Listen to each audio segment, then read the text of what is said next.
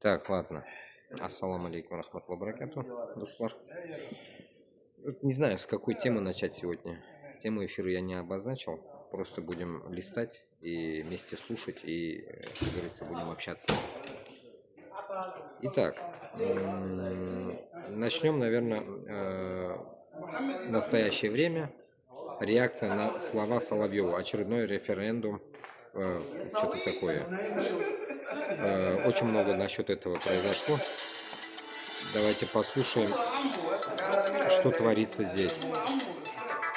Журналисты, политики, общественные деятели Узбекистана жестко ответили российскому пропагандисту Владимиру Соловьеву на его предложение провести СВО в странах Центральной Азии. Плевать на слова Соловьева, плевать на его имперские амбиции. Мы рекомендуем ему изучить узбекское выражение, которое буквально переводится так: «Играй со своим Соловьем». В Казахстане грядут масштабные политические Играй со своим Соловьем.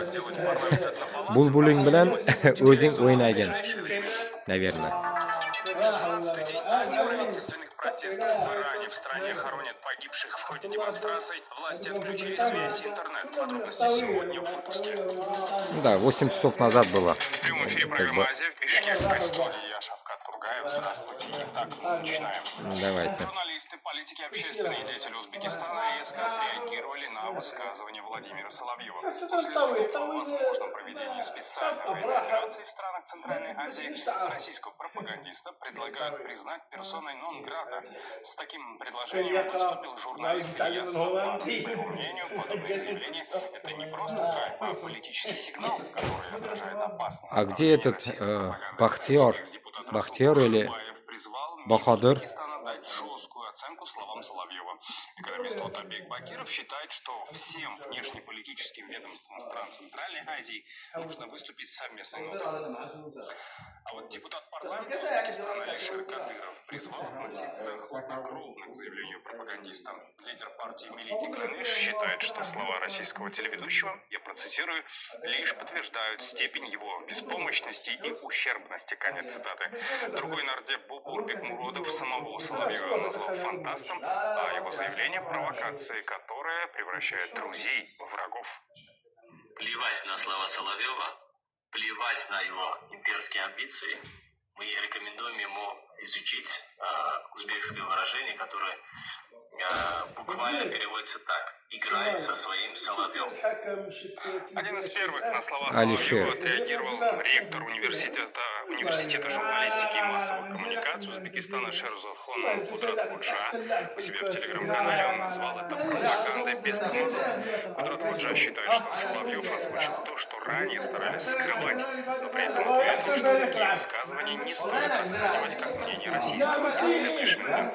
Ректор настаивает на необходимости реакции российского МИДа. Он напомнил, что Узбекистан стратегический партнер России и помогал ей в разные сложные исторические периоды. Я думаю, что Соловьев имеет очень холодную... А что, вы не поняли, что ли, они неблагодарные? Узкожопые неблагодарные, блин. А какая может быть благодарность от них? Мы это никогда не забудем, но вот эти подобные пропаганды забывают об этом. И очень неприятно, когда это служит, возможно, может послужить высказывание Владимира Соловьева русофобии. И мы сеем зерна русофобии.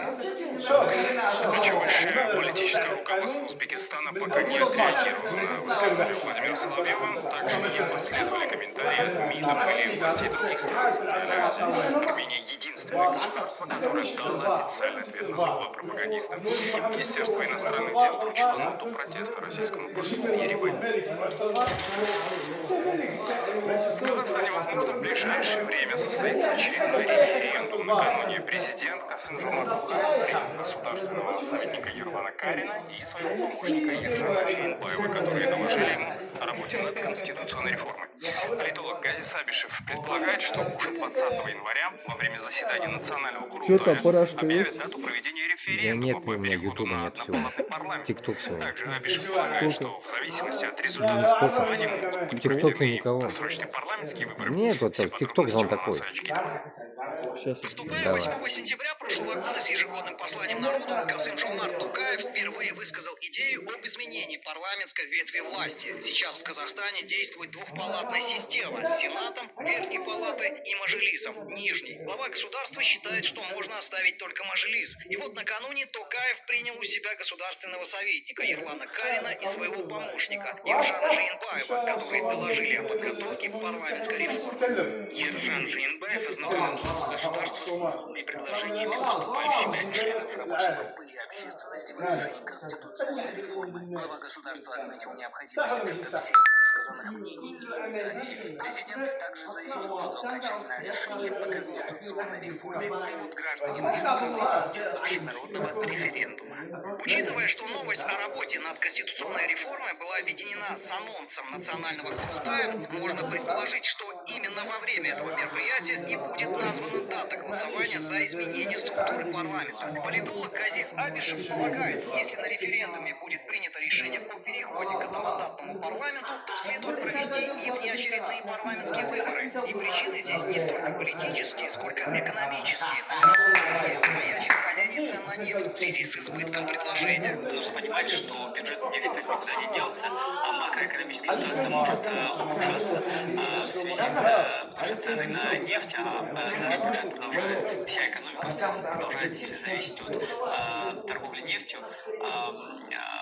Цены на нефть нестабильные, могут пойти вниз. Если выборы будут проходить, к примеру, в январе 2028 года, а в 2027 году будут развиваться негативные экономические сценарии, это может повлиять на стабильность ситуации, поэтому сейчас перезагрузить под новую архитектуру кажется логичным. С опасениями политолога Газиза Абишева согласен и экономист Айдар Алибаев. Он уверен, что геополитические процессы будут играть не в пользу Казахстана. Если на рынок хлынет венесуэльская, а потенциально еще и иранская нефть, цены могут действительно поползти вниз. По мнению Алибаева, через 2 года, когда истекут полномочия у депутатов нынешнего созыва, отношение беднеющего населения может сильно измениться. События в Иране показывают, на что способно народное недовольство инфляцией. Одновременно с ухудшением экономической ситуации падает авторитет власти, падает доверие к властям, потому что они ничего не могут сделать, чтобы улучшить жизнь людей. И чем более хуже. Понятно, короче. Это долгая история. У меня 10 минут тут надо скажу уж и закроем это 10 минут. Что я могу сказать? Соловей, короче, как это, выскочка, блядь, Жириновский себя ведет. Сдох Жириновский, теперь появился этот хуй Максим, так сказать, блядь, Соловей, блядь. И в итоге, что получается, блядь, Соловей пытается, блядь, предъявить то, что, блядь, Путин или еще кто-то не может сказать, эту хуйню, он, получается, ссор из избы выносит, блядь, и это как бы кидает на информационную хуйню, блядь, вот эту всю дичь. И получается, что получается? Народ должен это схавать, блядь. Или вот такая реакция должна быть, блядь, нахуй-захуй и что-то в этом роде. Ну, с манкуртами, вот с манкуртами того же Узбекистана, куда он еще рыпнулся, блядь,